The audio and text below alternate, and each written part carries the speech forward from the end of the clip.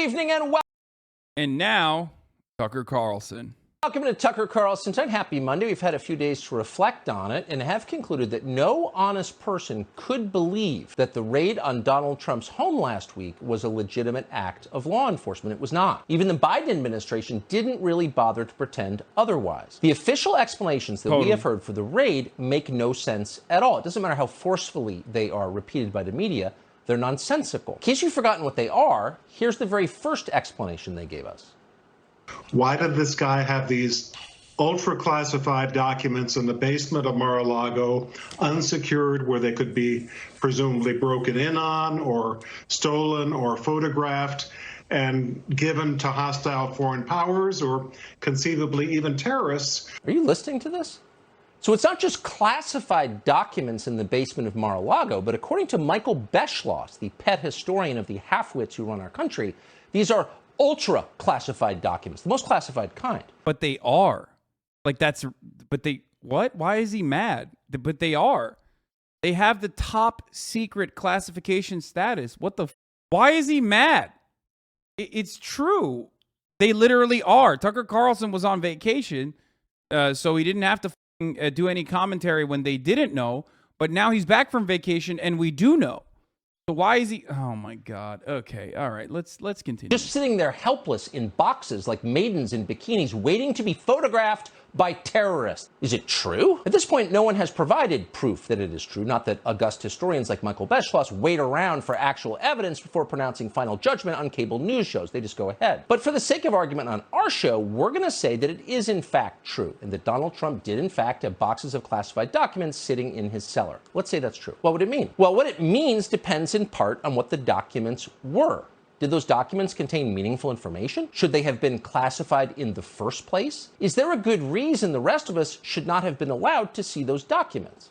Now, you never hear those. Wait, what? Wait, what? He's already saying, like, all of these questions he's asking have answers, and almost all of them are, like, the same answer. It's just, yeah, no, these are top secret classification documents. I mean, I'm fine with, like, revealing this information. I am. I think it's great. You know, declassify them. I mean, unless it's like literally documents, but they're not gonna they're not gonna be like, hey, this top secret classified document features these set of details. That would kind of destroy the point, right? Of the classification. I mean, like, you can't really do that. And I think Tucker Carlson knows that. And that's precisely why he's saying, like, come on, do it, pussy. Do it. Questions asked in public, but anyone who lives in Washington knows perfectly well they should be asked in public a lot. Because in Washington, virtually anything can qualify as an official state secret, and often does. Because the government's default position in every case is that you have no right to see anything ever. It is their information. It is not yours. Yours the citizen. Yours the taxpayer. Shut up and pay for it all. Tucker Carlson's literally like, declassify all documents. In an effort to save Donald Trump, declassify all documents. It is the proletarian way. When a fucking Twitter anarchist says this, we laugh at them. But when Tucker Carlson says this, all the chuds and all the edgy leftists are like, yeah, he's kind of right. I love that. I mean, I'm in favor of declassifying a lot of documents, okay? Especially ones that directly lead to America's involvement in war crimes. But there are also certain documents that might not be declassified. You know what I'm saying? Like, I don't know, like how to enrich uranium. So when they tell you that Donald Trump had classified documents in his basement, those materials could be literally anything. But once again, for the sake of argument, we're going to stipulate that Trump did have possession of documents that were classified for some good reason. Documents that, for example, we legitimately would not want the Chinese government to see. If that is true, would it justify what happened? Would it justify sending a large team of federal agents? Yes. Yeah. Wait, what? No? Is he going to say no to that? Once again, the funniest part of this story is that the FBI didn't want to even do any of this. They literally just were like, dude, please give us the docs back. Like, what are you doing? Just give it back. Give it back. Agents to shut down the entire southern tip of Palm Beach to raid Mar-a-Lago on a weekday. No, it wouldn't. So one of the laws they're telling you that Trump broke doesn't even have criminal penalties attached to it because it's not serious enough. Okay, one of them isn't, but some of them are. But he's not going to talk about that? What? Wait, why is this? What is happening, dude? I mean, I guess, like, this is good propaganda if your audience is really fucking dumb. I don't know. And in fact, as we later learned, the actual warrant for the raid, which was signed by an openly partisan judge who, because you couldn't make any of this up if you tried, once represented Jeffrey Epstein's side in the famous underage sex case, that judge. Why are you shitting on a Trump-appointed judge who quite literally, of course, defended Jeffrey Epstein's secretary or some shit? Of course. These are reactionary f***ing judges that get elevated into those positions because that's what they do. That's what right-wingers do, okay? You also have Jeffrey Epstein's friend on regularly, Alan Dershowitz. You also fail to mention that Donald Trump was friends with Jeffrey Epstein.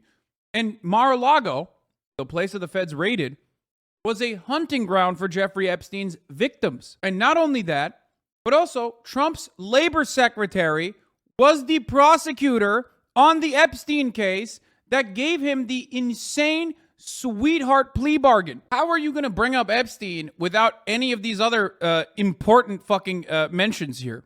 Virtually every piece of paper in Donald Trump's house, whether or not it had ever been classified. Apparently, the feds even walked off with Donald Trump's passports, preventing him from leaving the country. So whatever else this raid was not about the Presidential Records Act. That explanation is absurd. It's almost as ridiculous as the claim that the White House knew nothing about the raid before it happened. Right. Please. If they're going to lie to us, they ought to try a little harder. So what was this raid about? Well, we're keeping track, so here's the second explanation they gave us. Now with Donald Trump, suddenly, when we're talking about the possibility of nuclear weapons, classified documents of the highest classified status being stolen from the White House and taken to Mar-a-Lago. Just a reminder of why the Justice Department might be a little bit concerned about nuclear secrets knocking around Mar-a-Lago. 2 words for you, my friend. 2 words. Nuclear secrets. What? Nuclear secrets? Nuclear secrets are the highest classified status. Ultra secret nuclear secrets. Donald Trump stole those. Ladies and gentlemen, America is in danger tonight. That was their new explanation. I don't know what to say about this because, like, his counter to this is just by repeating what these guys are saying, but with like a funny voice. And I guess like that's an incredibly effective counter for his audience, but that's just what it is. Nuclear secrets. Now, that revised storyline was leaked anonymously to an obedient press corps, which, as you just saw, repeated every word like it was verifiable fact. Yet once again, no one even bothered to explain what these nuclear secrets might be. And what did Trump plan to do with them? Did he plan to defect to Moscow? Give the launch codes to Vladimir Putin? Start his own rogue state in the Bahamas? Nobody said. But that didn't stop former CIA Director Michael Hayden from suggesting that Donald Trump should be executed, fried to death in the electric chair for committing these crimes, whatever these crimes were. We still don't know. There weren't a lot of facts floating around. There still aren't. But there was a reason for that. They couldn't tell you the whole story. They couldn't release all the documents because that would jeopardize American national security. So instead, you're just going to have to trust them. And of course, you're going to have to listen to their outrage. There was a lot of that. There was endless huffing on television about something called the rule of law and how absolutely no one is above that. No one, not even a former president. Wait, but yeah, dude, I think you don't get away with this level of rhetoric, this kind of rhetoric, unless cognitive dissonance is set in so firmly in your audience. You can't do that. Like, you can't. They're doing it because, like, everybody knows that if you're on Team Trump, it doesn't matter. Like, Tucker Carlson could just get away with saying it sarcastically. Like, at the top of the hour, there's a 6-second ad break. But keep in mind, no one is above the law. That was definitely the word from Joe Scarborough, a man who was accused of committing murder while serving as a member of Congress, yet somehow moved seamlessly to the MSNBC. Wait, which party was Joe Scarborough a part of? Oh, that's right. He was in Florida, and he was a Republican. Interesting. Also, the murder investigation was concluded, and I can't believe I'm saying this, but like it absolved him. So lineup without being charged or even investigated. No one is above the law. Remember that. So there was an awful lot of posturing in the days after the raid, but none of it was very effective because, again, it didn't make sense. Even propaganda has to add up. 2 + 2 = 9 doesn't convince anybody. Nuclear secrets? If the Biden administration really believed that, if they really thought Donald Trump possessed documents that posed an imminent danger to American national security, then you have to wonder, why'd they wait a year and a half to do anything about it? Why did they wait till 90 days before a midterm election? And elections that polls suggest they will lose. It doesn't make 90 days before a midterm election? Brother, Trump is not running for comptroller in Texas, okay? Trump is not even running for president yet. Oh, wait. Actually, it does make sense. In fact, the question answers itself. Despite superficial appearances, the raid on Mar-a-Lago was not an act of law enforcement. It was the opposite of that. It was an attack on the rule of law. It was a power grab. As Matt Booth put it recently in American Greatness, the raid on Trump's home, quote, was exactly what it looks like, a show of force against the opposition leader by the head of state and his personal bodyguards. If this happened in any other country, it would immediately be denounced as the act of a dictator, end quote. That's true, but it's hard to hear those words anyway. As an American, you don't want to believe. The head of the FBI, by the way, the security detail that he's talking about was quite literally appointed by Donald Trump, but you know. Believe it, and yet here are the essential facts. The same week the Biden White House announced that Joe Biden will definitely seek a second term as president, the same week, the Biden Justice Department launched an armed raid against Biden's main rival in that same presidential election. That's what happened. Pause for a minute. Donald Trump didn't fucking announce that he's running for president. Even if he would, it's not 90 days out of the election, okay? Yeah, I did pause. He said pause for a minute, and I'm pausing. Why has Tucker Carlson not mentioned that the FBI, and I cannot repeat this enough, the FBI had asked politely for a year. It's not like they were like, YOLO, let's go, let's raid, baby. Let's ride. New York Times told you that something like that was going on in Chad or the Gambia. What would your reaction be? You'd probably say to yourself, thank God I don't live in a place like that, a country where politicians used armed men to cling to power. Oh, but you do live in a country like that. You do. The evidence is all around us. We just don't want to see it. Over the last 18 months, virtually every significant figure in the orbit around Donald Trump has been swept up by Merrick Garland's Department of Justice. Their homes raided, their personal communications seized and leaked to the media. Some have been arrested and thrown in jail. Donald Trump's lawyers are the primary targets. Today, the DOJ subpoenaed Eric Hirschman. He represented Trump during the first impeachment. Hirschman never worked in the White House counsel's office. The Biden administration is going after him anyway because he gave legal advice to his client, Donald Trump. That used to be allowed. People used to be allowed to have lawyers and speak to them privately, but that's not allowed anymore. That's why the CIA seized attorney-client records from Mar-a-Lago. It's also why the DOJ is now directly targeting Trump's most prominent personal attorney, Rudy Giuliani. This is one of those situations where, like, because Trump has committed so many different crimes, and because he's committed said crimes in the most laughable ways possible, there are, of course, going to be numerous avenues, right? There are, of course, going to be numerous avenues to be able to tap in and you know, pick the organization apart to find people that you can flip. But that's not on the fucking federal government. That's on Trump. He should have covered his fucking ass better. But because he was in real estate in New York for as long as he was and in Florida, he didn't have to do that. So he just basically got to a level of power and prominence by having his rich-ass dad bail him out of all manner of different financial circumstances that he got himself into. And he was able to get away by, like, strong-arming people, by telling contractors he's going to pay them, like, hundreds of thousands of dollars and then just, like, never paying them. You know what I mean? Like, all this shit he got away with. So he thought he could continue doing it within the White House. And you have a lot of leeway in the American legal framework. The American criminal justice system favors the rich, okay? There is so many laws that basically legalize corruption, legalize bribery, legalize this kind of, trafficking of your own name, of your own brand. But he doesn't do any of that. He wants to just do it in the same way that he used to do it because he got away with it. And then, of course, people are going to fucking shit on him. Donald Trump routinely did a fuckload of criminal shit, and he did it in the worst way possible. Because these guys are, one, really fucking stupid. That's why they're conservative. And two, they're incredibly entitled. They think legal scrutiny will not catch up to them. That's why they were doing it the way that they are. And that's why Tucker Carlson can use how many different fucking angles are currently at play here to make it seem like there's something nefarious going on. It's like, no, dude, there is nothing nefarious going on. It's just Donald Trump is that fucking bad. And he was always that bad. And I don't mean bad in the sense that, like, he's a bad guy. Like, obviously he's a fucking bad guy. Every American president is, right? Like, he was immoral, certainly. And he was more immoral than the even average American president. in many ways. But when I say he's bad, I mean like he was bad at being, he was inept. He was bad at being corrupt.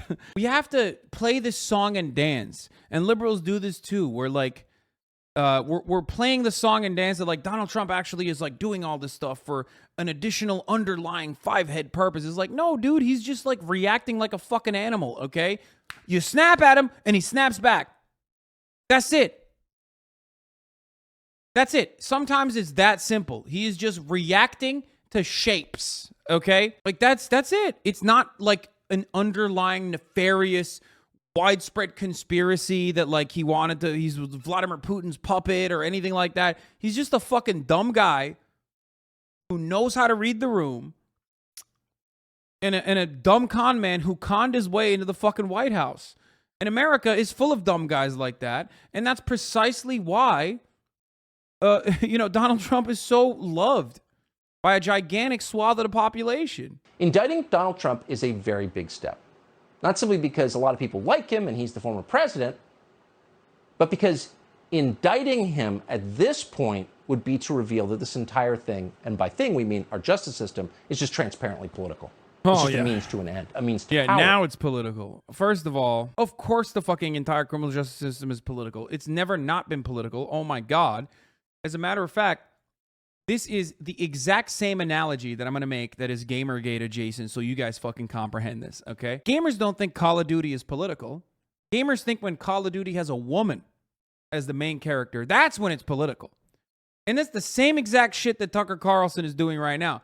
The criminal justice system has always been political, as much as Call of Duty has been political. It's a mechanism to recruit more people and to go into the fucking military. It's a mechanism that like openly fucking whitewashes America's war crimes, sometimes attributes them to our foreign adversaries like Russia, like the Highway of Death famously was attributed to the Russian government in the latest Call of Duty installation, okay?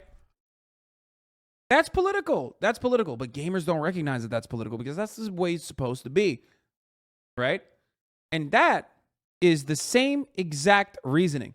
The criminal justice system is not political when it's doing what it's supposed to do, which is create a two-tier labor system for black people that have been fucked over by American history, that have been fucked over by white supremacy.